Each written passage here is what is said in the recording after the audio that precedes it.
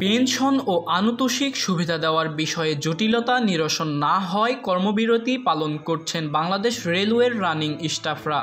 তাদের আন্দোলনের মুখে সারা দেশে সোমবার মধ্যরাত থেকেই বন্ধ রয়েছে ট্রেন চলাচল। মঙ্গলবার এ বিষয়ে স্টাফদের সঙ্গে বৈঠকে বসেছেন রেলপথ মন্ত্রণালয়ের সচিব মোহাম্মদ ফাহিমুল ইসলাম। কয়েক দফায় 2 ঘন্টার এই বৈঠকেও মেলেনি কোনো সিদ্ধান্ত। ফলে অনির্দিষ্টকালের জন্যই বন্ধ থাকছে ট্রেন চলাচল।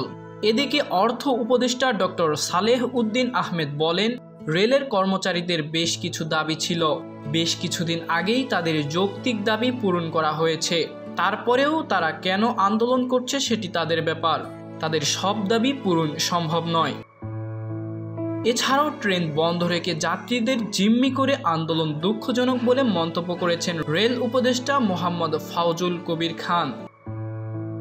এর আগে কর্মবিরতির অংশ হিসেবে সোমবার দিবাগত রাত 12টার পর শিডিউলে থাকা ট্রেনগুলোতে ওঠেননি রানিং স্টাফরা।